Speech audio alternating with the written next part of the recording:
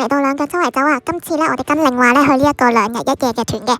咁今次呢，就會去佛山嘅。咁我哋呢，搭旅遊巴呢去咗一個服務站之後呢，就去食呢一個嘅乳鴿宴啦。咁一齊睇下呢個乳鴿宴有啲咩食啦。咁食完個 lunch 之後呢，我哋就 check in 呢一個嘅希居花園酒店嘅。咁一齊睇下呢間酒店呢係點嘅樣啦。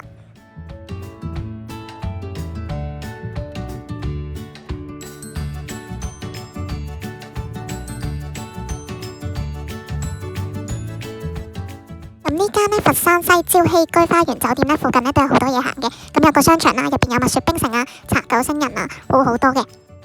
之後呢，我哋就去睇呢一個嘅廣東千古情啦。咁就堪稱呢係一生必看嘅大型歌舞 show 嚟嘅。咁個園區好大嘅，咁亦都喺唔同嘅區域呢有唔同嘅表演啦。咁我就影咗個時間表呢俾大家參考嘅。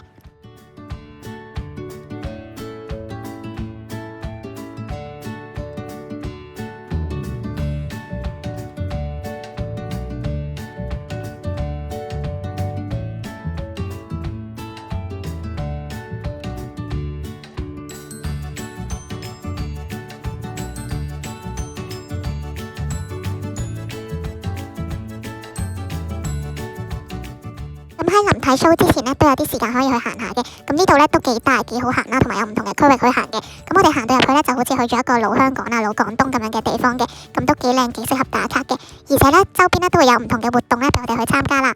咁例如呢，亦都有一啲嘅巡遊啊，同埋表演啊等等嘅。咁用嚟打卡影相呢都一流嘅。再一齊睇下呢一個廣東千古情嘅園區有啲咩睇啦。咁就有呢一個嘅巡遊表演。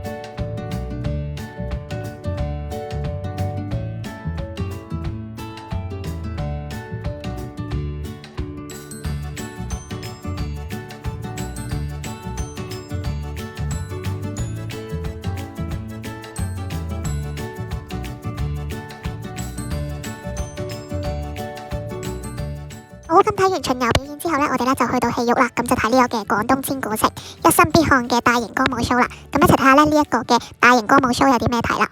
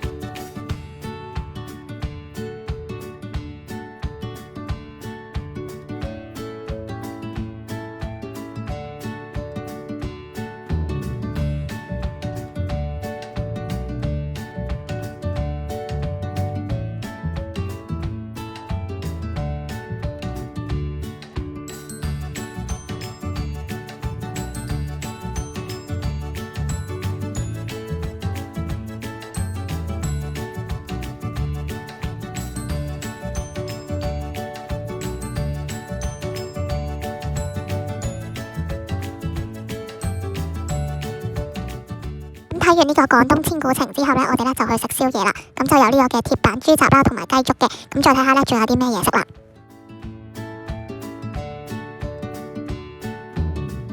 咁去到夜晚呢，我哋翻去酒店之後呢，就喺酒店附近呢再去行下街嘅。咁呢度呢有好上來啦，同埋有唔同嘅店鋪呢可以行嘅。咁所以呢，住呢間酒店呢都幾方便嘅。咁到咗朝早呢，我哋就食酒店嘅自助早餐啦。咁一齊睇下呢個自助早餐有啲咩食啦。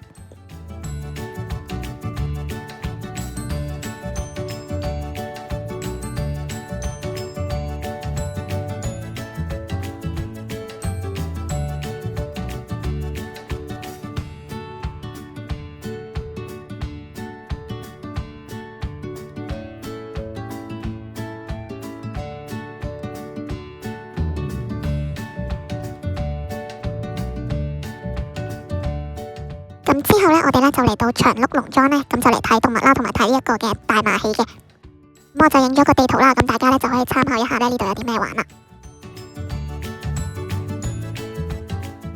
咁呢個長鹿農莊呢嘅樂園嘅園區呢都好大下嘅，除咗話有機動遊戲之外呢，亦都有唔同嘅動物去睇啦。咁一齊睇下呢附近有啲咩動物睇啦。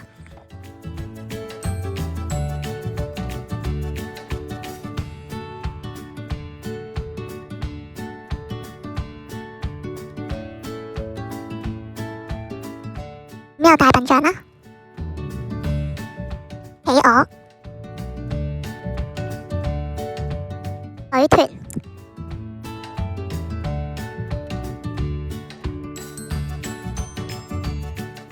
羊、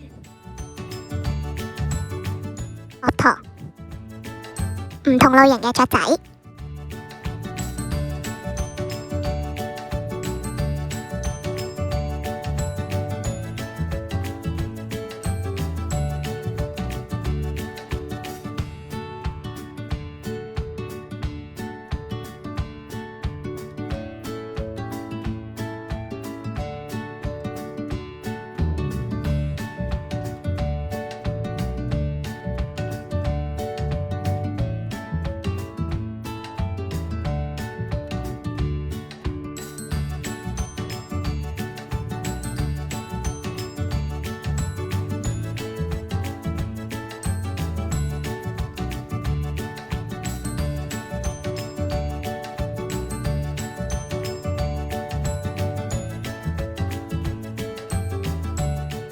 馬騮。咁晏晝呢，我哋就食呢一個嘅鳳城三杯雞啦，同埋馳名柴魚羹宴嘅。咁一齊睇下呢有啲咩食啦。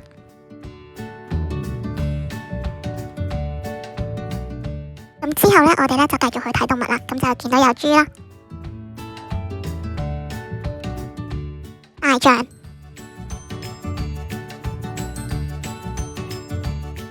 紅鶴、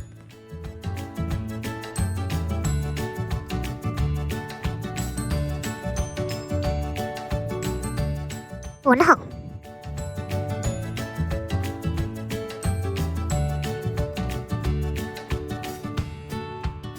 豬、鴕鳥、馬騮、袋鼠。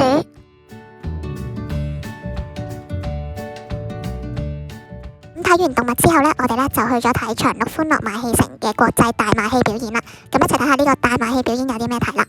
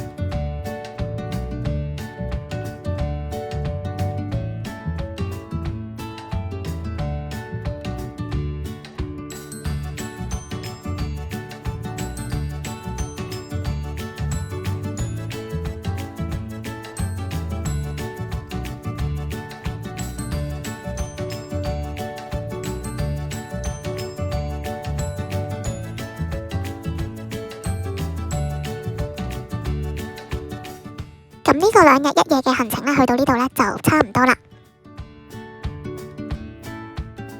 咁記得 CLSS 同埋訂閱我哋嘅 channel啊！咁我哋下條片再見啦，拜拜。